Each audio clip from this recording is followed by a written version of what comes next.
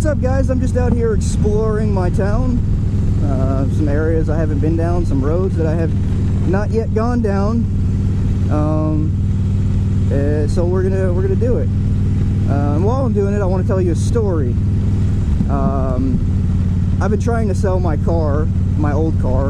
It's a 1996 Volkswagen Passat turbo diesel on air suspension with some funky looking wheels on it. Anyways, I had this guy message me on one of the Volkswagen forums, and he said, "Hey man, I'm from the Northwest. I'm not gonna say where, and I'm interested in your car. I had a wagon and I wrecked it." I said, "Okay, cool.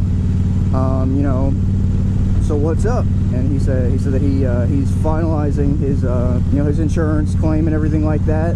And once he gets the money, he's going to you know, he wants to fly down and get it. So I was like, okay, you know, in my post it says that the paint is in bad condition because, you know, this is Florida. The paint's faded. I've got detailed pictures of, you know, all the dents and dings, and the trunk is all messed up and faded, and it's got, like, you know, marks on it where the paint is peeling off and things like that. And I've also got videos, so, you know, I sent the guy the videos and everything like that, and I just wanted to make sure that he was aware of the condition of the car. So he got, you know, he got the videos and everything like that, and I'm asking $37.50 for the car with the wheels and everything like that, which, you know, I mean, it's not a bad price. Obviously it could be better, but you always start high and then work your way down low. That's, you know, that's how it works.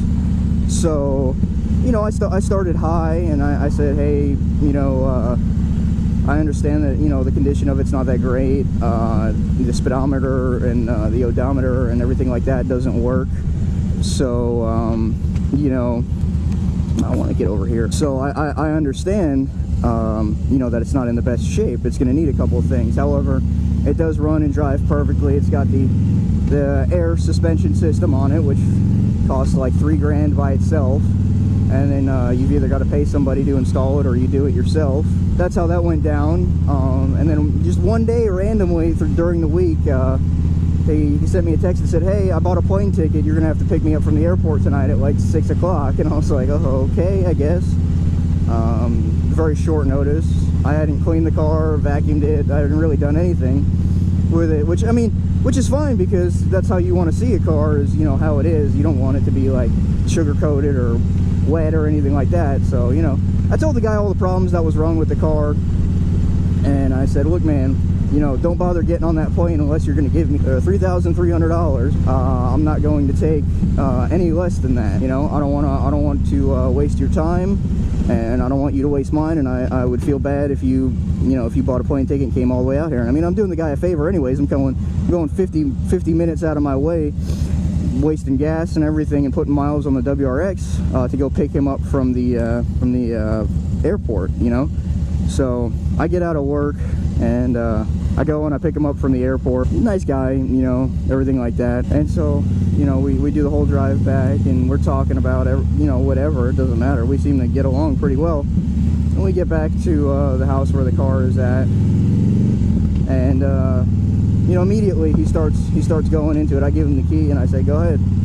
You know, I didn't think he was going to go through it, you know, as thoroughly as he did. Just, you know, just because I figured I'd pretty much given him all the information that he needed. You know, he's in there lifting the carpet up and doing all this crazy stuff and pushing on the door panels and all sorts of stuff, you know.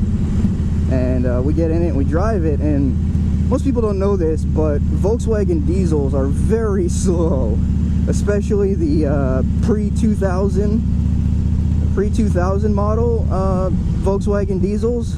They're notoriously slow. They came with like 76 horsepower or something like that from the factory. Now mine has bigger injector nozzles on it, so it's a little bit quicker, but, you know, that's something to keep in mind. Something else is that the car's got 198,000 miles on it, which, you know, is fine. That's like, you just broke that diesel in. You broke it in. I have another one that's got 245,000 miles on it, so, and it's still kicking perfectly fine. So that's like typical break-in period, you know, is like 200,000 miles for one of those cars. So anyway, the transmission is fine. With the way that they work is that you have to be very gentle with the transmission on these cars. You can't. It's not like a race car. It's not a short throw shifter. You know, it's nothing like that. I mean, it's a pretty sloppy and loose shifter, but you can't just slam. You can't just start slamming gears. You know, you can't just floor it and pop out the clutch and slam gears and all sorts of crazy stuff. You know, you can't go granny shifting when you should be double clutching. The main point of what I'm trying to get to is the guy grinded just about every gear in my gearbox multiple times because he wanted to drive my car like it was a race car. You know, he wanted to drive my 96 Passat diesel like it was 2017 WRX with a short throw shift. I mean, that's not how it works. You know, I tried to tell him, he's got to take it easy and, you know, go easy on it and, you know, be gentle, like one of them Asian girls. You know, he was complaining about the gearbox and telling me that my gearbox was junk. So then we got back and, you know, whatnot, and, you know, here comes the deal making. I got the clean title, 2 bills of sale. You know, we're all ready to go. We're good to go and that, you know, and he tells me, says, oh, you know, I didn't expect the car to be in this kind of condition. What, you know, what are you talking about? You didn't expect the car to be in this kind of condition. I told you exactly what was wrong with the car, man. I don't quite understand what you're telling me, because I sent you detailed pictures and I sent you a video and I told you everything that was wrong with it. I sent you multiple videos, and you're going to sit here and tell me that you didn't expect it to be in this condition. It says specifically that the car is sat out in the Florida sun and that the paint has seen better days. And the car will need to be repainted. I mean, you know, I'm not hiding anything from anybody. I'm an honest person. I wouldn't want anybody to do me dirty, and you know, I'm not going to do anybody dirty. And so that, you know, that's how that works. I don't want to sell a bad car, and I don't want to buy a bad car. You got to be the change you want to see. You know, I said to the guy, I said, look, man, you know, I told you what was wrong with it. We agreed on a price. I told you not to get on that plane unless you were going to pay that price. And he says, well, you know, I didn't expect the roof to be in that condition and that. And I said, look, man, you know, you saw how bad the trunk was. Doesn't the trunk and the roof get touched by the same ray of sunlight? Well, yeah, you know. And I was like, okay, so then one could argue that they would be equally, if not more so, faded than each other. You know, he wanted to talk me down, and, you know, he wanted me to take the wheels off, and I just, you know, I don't want to mess with it. You know, I just want to sell it the way it is and, you know, get rid of it.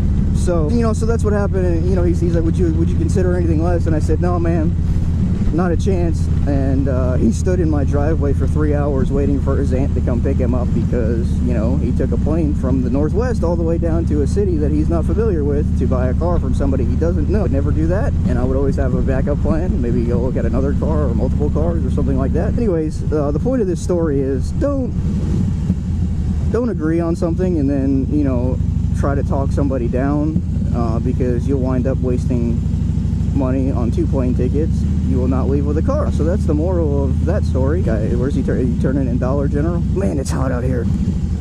Oh, jeez. So yeah, I mean, the guy pretty much tried to rob me. I mean, I probably should have, you know, not met him at my house, but the car's not registered or insured or anything like that, so can't really drive it around or anything like that. So it's kind of the only option that I had without doing anything illegal. That's how that went down. Just want to tell you guys that little story. If you liked the video, go ahead and give me a thumbs up. Go ahead and hit the subscribe button. Share it with your friends, family, grandma, make your dog watch it. I don't care. And also, if you haven't already, go back to my last video and comment on there. First 15 people that comment on my last video are going to get a free sticker, since I've got some stickers coming from the Great Space Pod. Alright, thanks guys.